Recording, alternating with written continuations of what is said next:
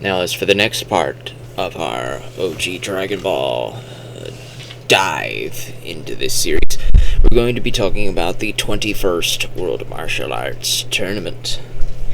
Now, that's also included in Season 1 of the Blue Bricks of OG Dragon Ball. As of right now, the only way to own a home video release of OG Dragon Ball in NTSC format. There is a release in France that I believe is even in Blu-ray remastered, but sadly, the people who do the releases here in the States don't seem to think that's very important to do, so they haven't done that yet. But maybe they will in the future, who knows? But for right now, your only way of watching OG Dragon Ball hard copy NTSC format on DVD is the Blue Bricks.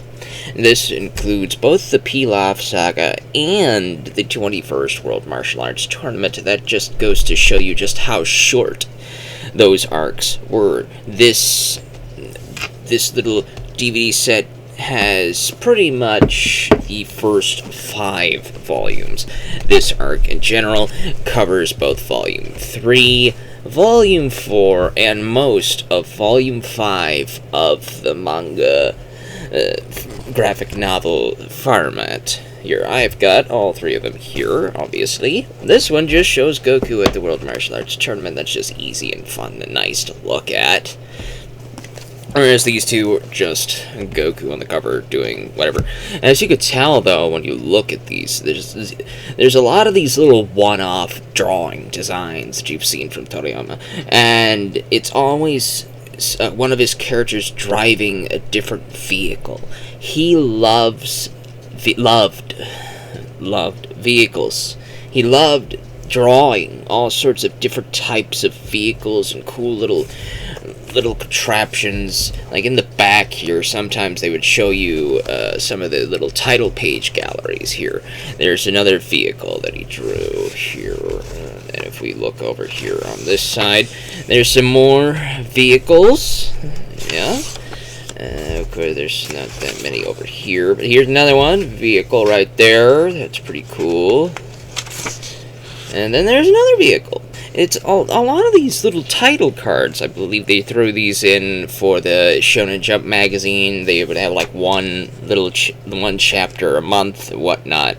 But they would show these title cards, and he would do a little one-off, one little one-shot, little panel, little drawing of one of his characters in a vehicle. And I loved these things. I loved looking at them. They were very nice to look at. But they're in all of these. Pretty much all of these, he's got a bunch of characters driving vehicles. Another vehicle in this one, another vehicle in that one. But as you'll find, Season 1 is pretty much the first 5 novels, because even in the final chapters of Volume 5 here, we have here Jackie Chun, Goku versus Jackie Chun, partially into that about even further down. Right around here we see Colonel Silver show up, and Colonel Silver does show up in the final 2 to 3 episodes of Season 1. So pretty much everything here would be in Season 2. The Season 2 volume covers all that, which we will be talking about next time. The 21st World Martial Arts Tournament that I finally got to see, most of these episodes I had already seen back on Toonami as a kid, but a lot of them I may have skipped out on because it was usually on an earlier slot in the Toonami lineup, but I would often skip the Dragon Ball episodes as a kid. I just didn't get inside to watch it in time. I'd always made it for Z, but not so much Dragon Ball. So getting to watch the anime, because I'd read the manga dozens of times, OG Dragon Ball I probably prefer over Z in many areas. Z has better fighting, obviously, but OG Dragon Ball has better adventure, better fun, better entertainment, better comedy, and Toriyama really excelled at comedy. like I've said before, he did Dr. Slump before he even drew a single panel of Dragon Ball, and Dr. Slump is hilarious. It is one of the most funniest, wackiest little stories you could ever get behind, but the comedy, comedy is very subjective. It is one of the most subjective mediums in entertainment. So things that I might get a kick out of, you might be very annoyed at and say, wow, that's so crass, that's actually pretty annoying. Or somebody else might find it extremely funny, and I might not be laughing at all at it. Comedy is extremely subjective, so Dr. Slump, it definitely isn't for everyone, but it just goes to show you where Toriyama's roots were. His roots were in all sorts of vehicles and machines and in comedy. Those were the two things that he loved, that you got to see throughout the Dr. Slump lineup. You got to see all sorts of cool machines, you got to see all sorts of wacky jokes and hijinks, and a lot of that is still present in early Dragon Ball. The 21st World Martial Arts Tournament, pretty much the only serious fight in the entire arc is Goku versus Jackie Chun. It's the only one fight that takes longer than a single episode. Most of these fights take just a single episode, often in this, a single chapter. The only fight that actually took any length of time, as we look here, we could see Goku versus Jackie Chun starting off in Volume 5, and that fight continues all the way. Keeps going. It's all the way around here-ish. That's the Goku versus Jackie Chun length in Volume 5, but that's just a continuation of the fight that started around here. As you can see in Volume 4, parts of these chapters and these pages right here are all Goku versus Jackie Chun. They condensed all of that into 2 episodes. That was pretty much, let's take a look at how many chapters that was. It might be three chapters in Volume 4, and it would be about 1, 2, 3, 4, 5. About 5 here, so it's about 8 chapters. The entire fight was about 8 chapters. Now, if we take a look at all of the other fights in the manga and compare it to the anime, we can see here that the training arc is in part of this. We're going to be talking about that as well.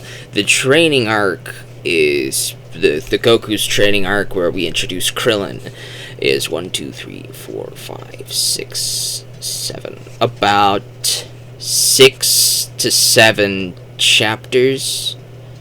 I believe 6 to 7 chapters. Let's scroll ahead to about page 100-ish. Oh, yes. So, the training arc is roughly this long in Volume 3 here. The training arc is in this, and we do get to see a fair bit of the Goku and Krillin's training arc.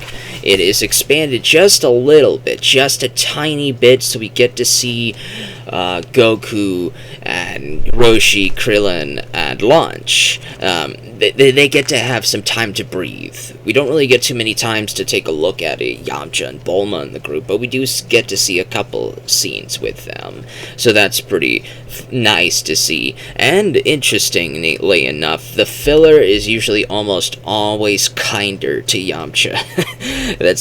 I am a big Yamcha fan, if you didn't know. In the filler, in the training arc, before we actually hit the 21st World Martial Arts Tournament, we get to see a filler, little couple minutes of filler where Yamcha is training in the woods. And it's one of the coolest he's ever looked since the Pilaf arc.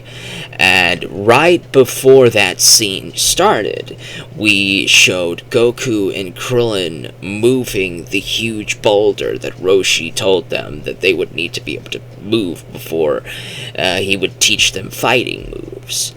and Yamcha ends up destroying a boulder of similar size in the filler scene right after that. It goes to show you that Yamcha is on the same level as at least Krillin as of this point in the story, just by training by himself. And that's important to know, because he gets wiped out by Jackie Chun in a single episode.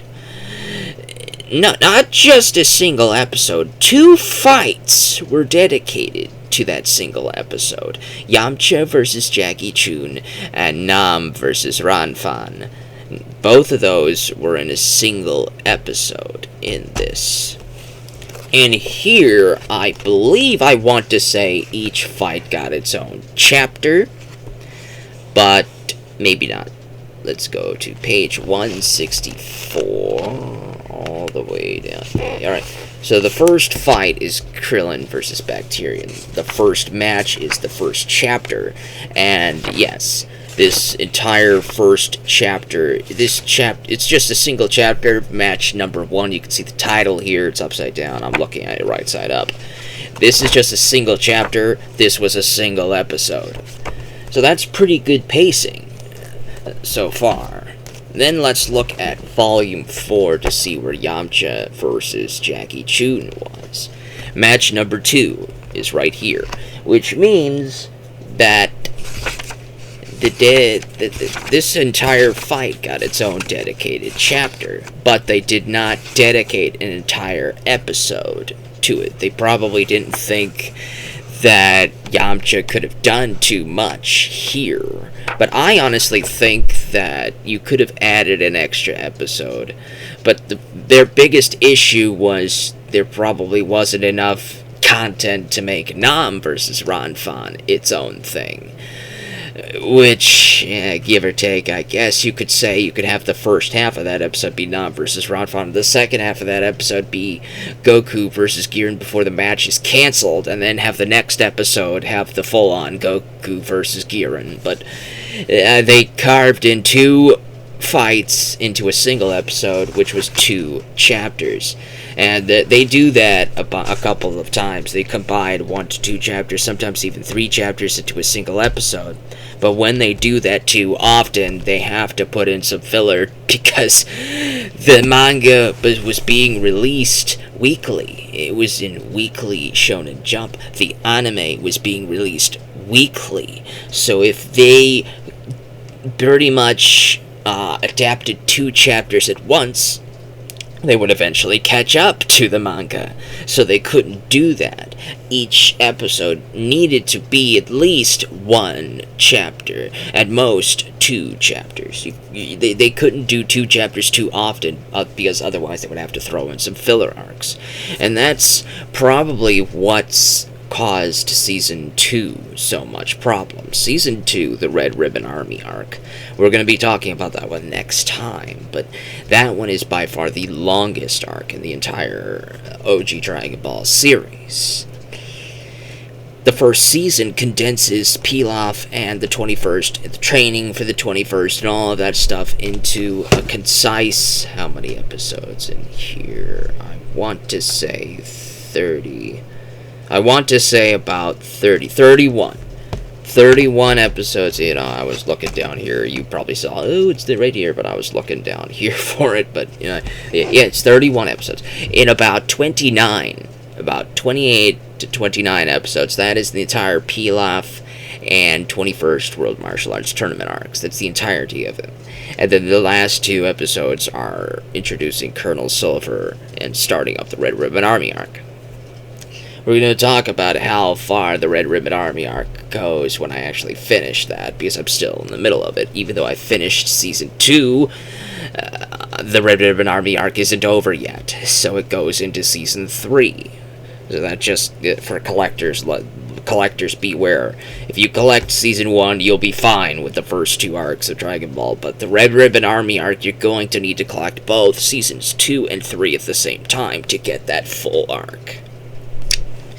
Now, in regards to the fighting, Yamcha definitely gets shafted in the 21st World Martial Arts Tournament. and it's pretty much note for note in the manga as it is in here. They probably didn't want to expand on Yamcha. They didn't want him to show off the fruits of his training, I guess. Who knows? Because if Yamcha actually gave Jackie Chun some problems, even though Jackie Chun took out Krillin in the semifinals really easily, that would kind of look a little weird. They have to give each character progressive levels of difficulty, if that makes sense. So, like in the 21st World Martial Arts Tournament, Goku's challenge against Girin was just a little bit. His challenge against Namu was a little bit more, and then he had the greatest challenge with Jackie Chun.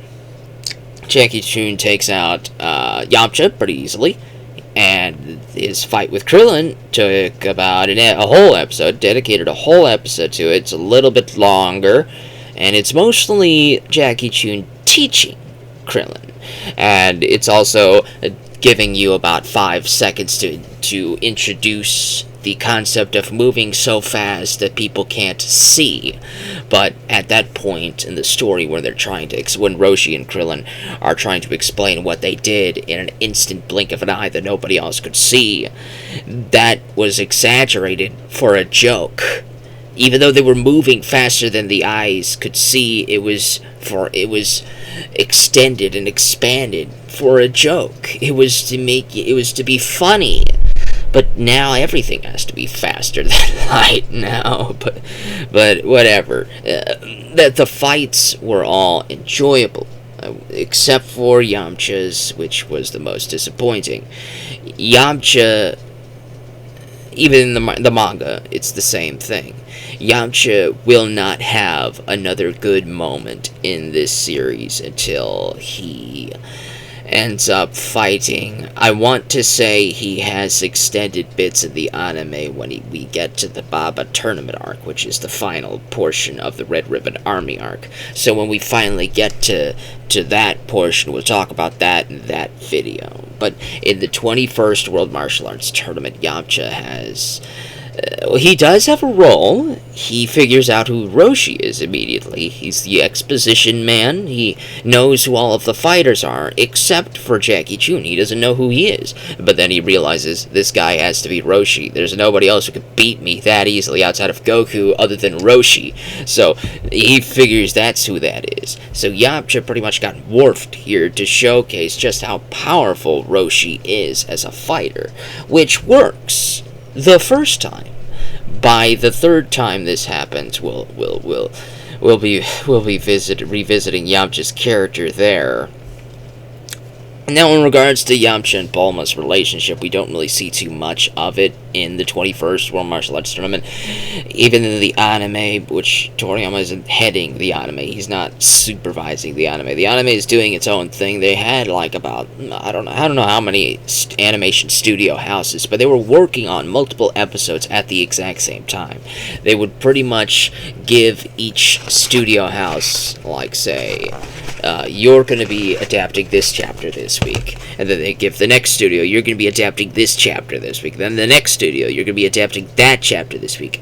And there probably was very little communication between these studios. So when they were doing filler segments, all of that filler had to be contained in that single episode, because probably the next episode by the next studio probably wouldn't know all of the filler that the previous studio, which was working on the episode at the exact same time, was doing.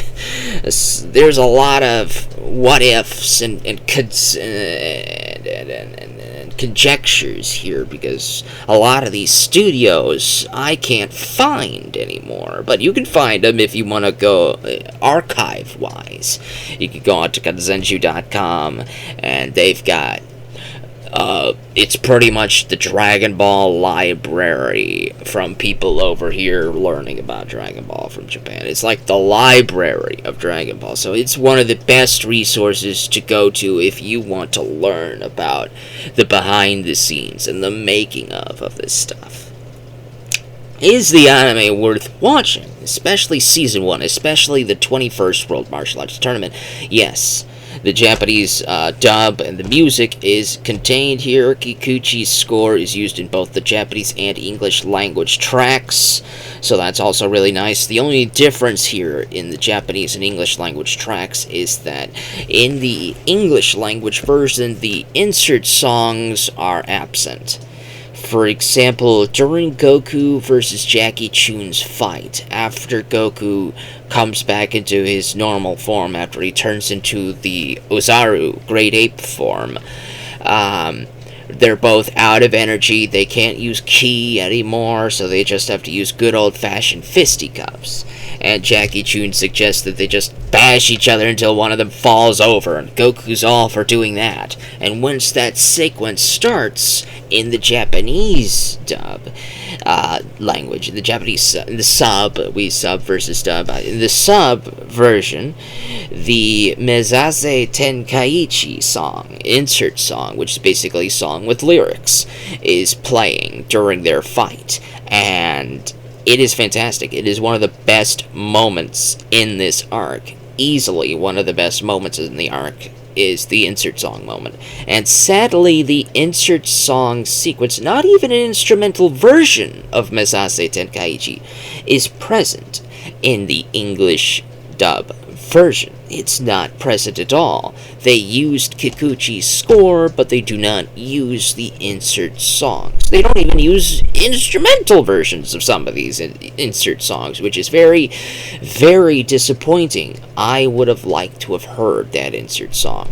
And, of course, let's talk about the language differences. There are a lot of language differences, like translation differences, in terms of what people are saying to each other that you don't hear across the sub versus the dub. For example, anything that involves the word panties is cut out for the English language, English dub version.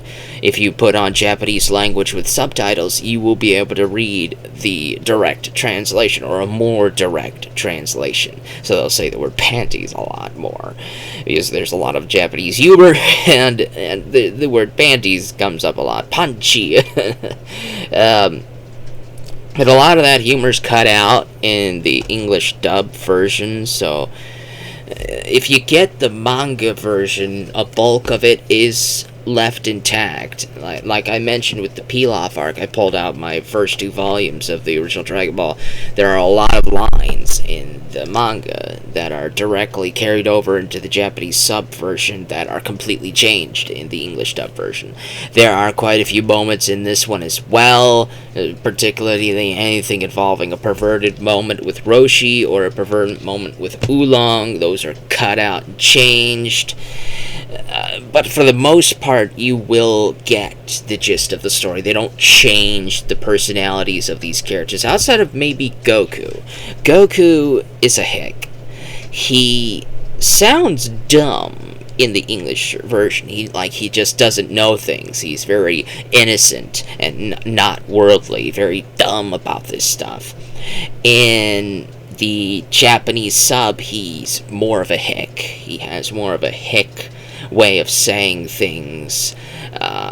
It's very hard to explain it in wording wise, but let's pull this out and say write a regular sentence. In English, Goku could say, what are you doing? Goku could say this in English, right? What are you doing? In the Japanese sub version, he might say something more like, what are ya doing? Or something like that. What are you doing? It's more of a hickish speak way of saying things. Like, say, Goku could say in English, beat them up. In Japanese, he might say, beat up. Just little slight differences. Beat them up, beat em up. In various different dialogue changes like that. Goku has the most changes in that regard. Chi-Chi also has a bunch of changes in that regard.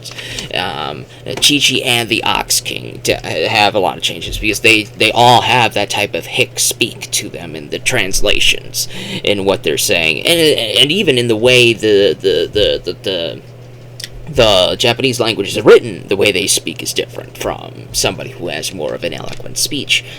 And a lot of that is lost in translation to the English language version. So if you want to pay attention to all of that, this definitely has that. You could just go into the Japanese language with the English subtitles, so you'll be able to read all of the hick language that Goku uses that is not there in the English language version. So you might get like two different versions of the show watching this, and I really appreciate that. I didn't find all of the differences and all of the changes, obviously. I just looked at the major, more popular ones. I would listen to a scene in English, I would rewind it, and then change the language to Japanese with subtitles and read it again, see the differences and changes, and the tone definitely is a lot different.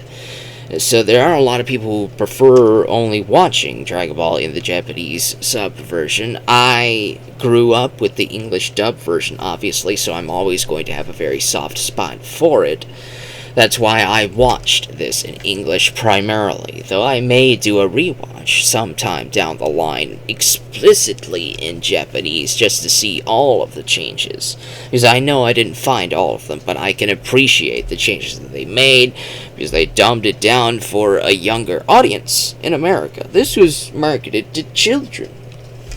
Whereas, you see with the manga here, on the back here, this was marketed to teenagers. Whereas, if you pull out a copy of the Dragon Ball Z manga and you look on the back, you'll see that it was marketed to everyone, for everyone, for a younger audience, which is funny to me. It really is.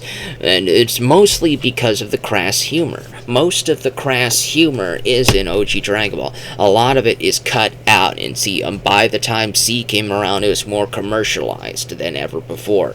And, I believe that may have been due to the change in Toriyama's editors. There's a lot less crass humor. There's a lot more mainstreamed dialogue. There may be some blood and all that stuff, but that's not too much big of a deal in Japan as it is over here. But it's more of the crass sexual humor and jokes like that. That was more marketed to teenagers in America, manga-wise, but they cut all that out, and they could market it to kids, just like Dragon Ball Z. I don't know what else I could say about this other than Dragon Ball, this dive through Dragon Ball has been an excellent thing for me, and I definitely recommend giving this a look.